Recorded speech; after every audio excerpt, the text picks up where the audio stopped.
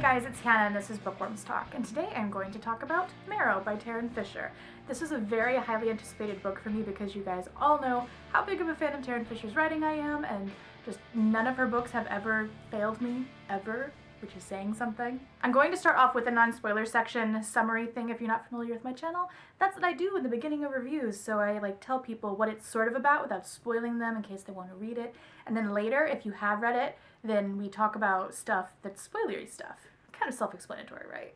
The protagonist of this story is somewhat younger than a lot of books that I typically read. I believe when the story starts off she is 17 and it spans a couple year time, which I'm a very big fan of books that span lots of time. I feel like, I don't know, you get to know the characters better. But so Margot Moon is from this town that is called The Bone, and it is what it sounds like. It doesn't sound like a really pleasant place, and it isn't. It is very impoverished. And she lives in this house that is called the Eating House, and it kind of is like alive in a sense. I really honed in when I read the book on that eating house because I thought Tarryn Fisher is very known for weaving other things in the story and what does this house symbolize. And I actually do have an answer for that, which I will get to in the spoiler section. And it kind of reminded me of The Fall of the House of Usher by Edgar Allan Poe, by Ed. Just Ed, we're on a first name basis, him and I. But so I really thought that was a cool aspect of the story, but back to plot. So like I was saying, The Bone is a really impoverished town, and she lives in this eating house with her mother who hasn't really spoken to her in 2 years. Her mother is agoraphobic, and so I believe, at least, that's what I assumed. I don't think it was ever outright said.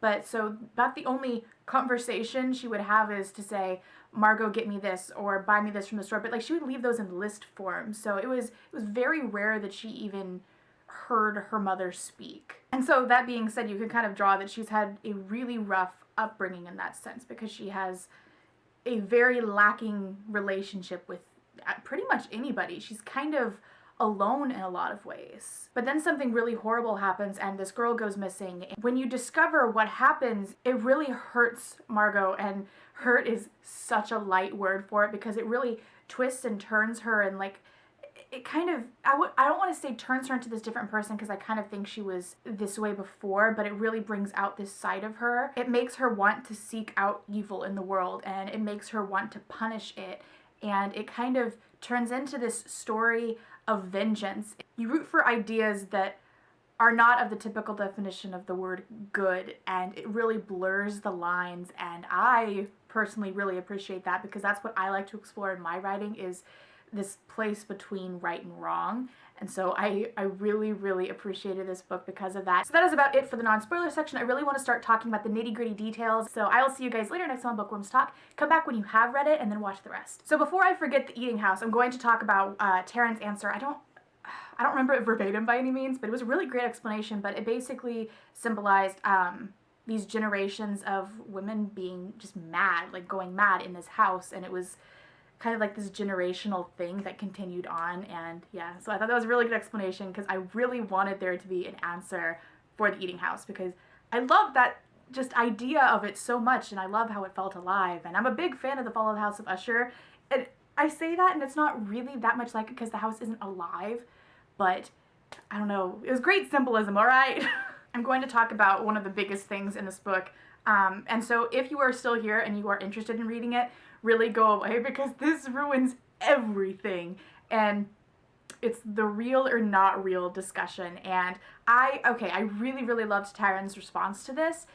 Is there are different ways for you to read the book, and it's you have choice in where the book goes, and that is such an amazing idea. I never thought about it that way. I just thought it was this really cool way to see if you're more sympathetic or more realistic, and maybe sympathetic's not even the right word, but you kind of get my drift. I personally was back and forth throughout the book. So when Dr. Cuckoo, what's her name? Saphira Elgin, Dr. Elgin. Why did I call her Dragon Lady? That's not even a hard name, that's a road name. Okay, I just realized that in talking about Dr. Elgin, going down that road could potentially spoil Mudvayne. So for a minute here, I'm sorry, I'm going to go ahead and put a Mudvayne spoiler alert thing right here. So if you haven't read that and you are interested in reading it, so you're not spoiled and stuff. And I will also link a timestamp down there in the description for when this little spoiler of Mudvayne is over. And just whenever this goes away on the screen, if you're watching on a mobile device, is then when you're good, no more spoilers. So this will be here. It will join us for a moment. So we don't trust Dr. Elgin at all. And oh my god, okay, I can't think. So because we don't really trust Dr. Elgin, we're thinking, okay, she's just lying. I mean, the first book, I don't trust her. I think it's only natural that we don't trust her. But then it kind of gets you thinking like, well, I mean, we know Margot isn't really right in the head. But then what is right? Can I get philosophical here? But then Margot says like, oh, I remember. And then we're thinking, okay, is she just that impressionable where she can have like a scene, an idea, a memory put in her own head? Because I personally believe, on just a human standpoint, if you tell a story enough, it becomes real to you. Whether it is or not, it could be a dream that you thought was reality from when you were a kid, and then you just always told yourself this is real, and it is to you, but it never happened. So I don't know, I'm a very big believer in that, which is still why I was very hesitant to believe Dr. Elgin. I'm sure this will happen again where I have to discuss a little Mudvayne thing, but I'm gonna try to limit them, but I had to kind of get through that. So basically what I was saying before the Mudvayne spoiler was whether or not we believe that Judah is real or not. And at this point, with Dr. Elgin and the proof that she gave us, I wasn't buying it, specifically because proof can be fabricated. I say proof, I need to think of a different word. Stories, articles can be fabricated. And then I immediately started thinking back to all the times that those people would like say hi to him on the streets. It makes sense that she would fabricate him, especially because he would say things that her conscience would say. At a certain point, I thought he, as a character, was a physical representation of her conscience. And so then when it was delivered to us that he possibly is not real, then I think that it made it more believable to me, because yeah, I thought he was a physical representation of her conscience, because he would always say like, well, are you sure that this is what happened? Like, how do you know? And stuff that she would be or should be thinking. So I don't think he's real. I want to talk about how this book was sad. I mean, Mudvayne was really, really dark in this deep hole of depression kind of way. I enjoy reading stuff like that though, but this was kind of, it was really sad because I sort of related to Margot in this way that she didn't really have a relationship with her mom. And I'm getting deep here, and I don't really like to do that in these videos, but I kind of feel like, I don't know, I owe it. I by no means had as negative of a relationship or lack thereof with my mother compared to Margot. I don't know, I thought moms are supposed to love their children. That's just, they're supposed to. And so I always thought I was at fault for something, for being a wrong way. I'm going to go ahead and read this quote that kind of relates to it. I imagine that being wanted is the greatest feeling, a feeling that solidifies your stay in this life, that justifies it. And like I said, since I'm already reading, might as well just go through a couple other quotes that I really, really loved. I believe that everyone needs something, a woman's touch, companionship, money, forgiveness, and to acquire these things, a person will accumulate as much sin as they need to. I understand sadness, and so I trust it. There's a couple different passages about sadness that I really loved, but that's one bit that stuck with me. This is hands down my favorite part, and it's like an entire page, but I'm gonna go ahead and try to read this in my poet voice so it doesn't sound so blah. We are all pretenders in life, finding a patch of humanity that we relate to and then embrace it. We come straight down the birth canal and our parents start telling us who to be simply by being themselves. We see their lives, their cars, the way they interact, the rules they set, and the foundations for our lives are laid. And when our parents aren't molding us, our situations are. We are all sheep who get jobs and have babies and diet and try to carve something special out of ourselves using the broken hearts and bored minds and scathed souls life delivered to us. And it's all been done before. Every bit of suffering, every joy. And the minute you realize that we are all pretenders is the minute that everything stops intimidating you. Punishment and failure and death, even people. There is nothing so ingenious about another human who has pretended well. They are, in fact, just another soul, perhaps more clever, better at failing than you are, but worth a second of intimidation. Okay, when this part, it got me going. When she went to go see, I don't remember her name, it was her father's wife, and they definitely had a rocky marriage, you could very well see that. She was very kind, and even though Margot didn't really say who she was, and she's like, goodbye, Margot, live well. And there's this thought that Margot has when she's walking away after she basically told her live well. I can't stop myself from wishing she had been my mother. A woman so kind she takes the time to speak to her ex-husband's bastard. Probably the reason for her divorce in the first place. My mother wouldn't even acknowledge me. And there she was, a stranger who had every right to hate me, speaking to me with incredible kindness. There were a couple points when she was talking about, like, there is no art in a bullet, no class in a knife. I want her to die the right way, when she's talking about Lindy Anthony. But she reminded me of Dexter in the way of, like, talking about, well, there's this way, but there's no beauty in it, and I prefer this. And it was, I don't know, I'm a big fan of Dexter. Very Avenging Angel kind of thing. When she left the Bone and went to Seattle, I thought, ooh, I didn't really expect her to get out of the Bone, and good for her, because she left. And when Judah left, I keep wanting to call him Jonah, oh my god. When Judah left, excuse me if I ever call him Jonah, I mean Judah.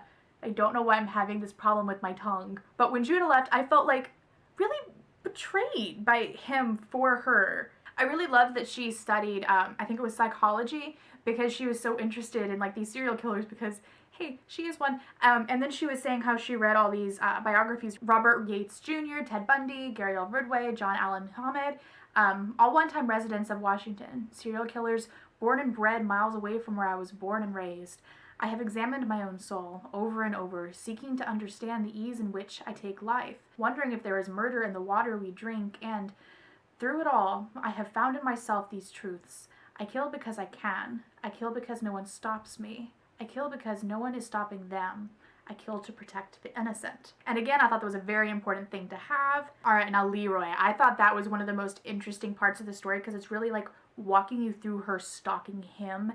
And it's not just, she was hunting him. She was stalking the stalker, which I thought was a really interesting concept. Is it just me, or am I the only person that would just like occasionally sing Gnarls Barkley crazy throughout reading this? Is it just me? Okay, it was just me.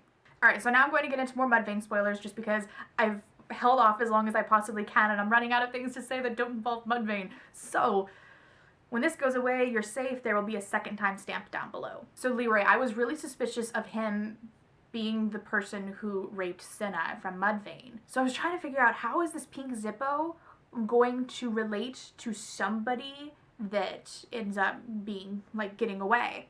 And then quickly to touch base, we do get to see Cinna in this, and I've heard talk about there being a deleted chapter because it spoiled stuff for Mudvayne, and I read it like right when it came out, like within a couple days of it coming out. So I think I read the chapter that might have been deleted now. I don't know what chapter it was. If you do know, go ahead and tell me down there in the comments, but be sure to have like asterisks and say like Mudvayne spoiler or something, just so someone else doesn't accidentally stumble upon it.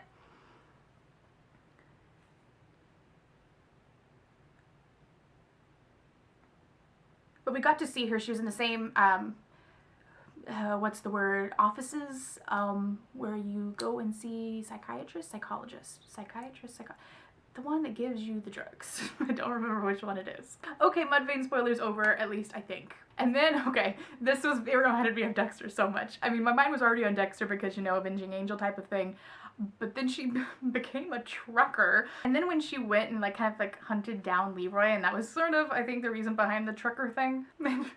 This part, I was like kind of hysterically laughing because I thought this is so weird, but I kind of love it. Oh, but it's twisted. All right. I wonder what is going through Leroy's mind. Did he really think I wouldn't find him? Did I let it go? I laugh out loud and turn up my music. Taylor Swift, man. Gotta love her. And then she injects him with a sedative. I wait in the corner while he falls asleep, humming to my new Taylor Swift song that I listen to on the ride over.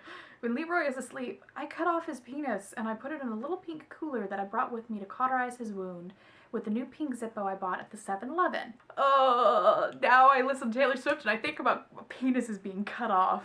And then it ends with it's not a cliffhanger, but it's a transition, very much of a transition into the next book, which I'm excited for. There's a man at large in Washington. Cult leader Muslim Black escaped his Minnesota compound last week when the police arrived to arrest him. He is said to have fled to Spokane, where the police are searching for him now. During Black's 12-year reign as leader as the Paradise Gate group, he reportedly raped and kept more than 36 women prisoner. And then it has like, ra-ta-ta-ta-ta. My marrow cries out, reminds me of who I am. I am Margot Moon. I am murderous. I believe in poetic vengeance. Muslim Black is at large. It's time to hunt. And at the very end, there is this really beautifully worded, and it got me tearing up a lot, many times, explanation and kind of reason for what inspired Tarryn to write this book. And it started, she was watching this YouTube video of a woman beating her baby, and she was so shocked by by how calm she was, and she wasn't being forced. There wasn't any she wasn't visibly angry or flustered. She sat in the back of she saw this YouTube video of a woman beating her baby, and she was so calm while doing it. And there are people like this out there, and it's really sickened her, and it's what inspired her to write this book. And it's just beautifully worded, and I really encourage you to read that at the very end.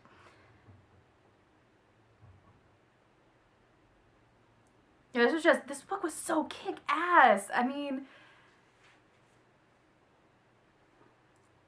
it might not be everyone's cup of tea. It personally was mine. I think Mudvayne is still up there, just more for me, because I don't know why, it is. It was really a roller coaster, that book, and this book really tied those pieces together, and I'm so happy to finally have those pieces tied. But this was a bit of a different book, and I really liked it. I'm very excited for the next book, and if I remember correctly, or maybe I'm making this up, it is going to be from like this cult leader's perspective, I want to say. Am I wrong? Tell me if you've heard differently. Am I making this up? I could be making this up. And then it ends with it's not a cliffhanger, but it's a transition, very much of a transition into the next book. And at the very end, there is this really beautifully worded, and it got me tearing up a lot, many times, explanation and kind of reason for what inspired Tarryn to write this book, and I really encourage you to read that at the very end. If you comment below on anything that is a potential spoiler, please use asterisks and like spoiler alert or something. So I will see you guys later next time on Bookworms Talk. I've said that 3 times, but I really mean it this time. Bye guys.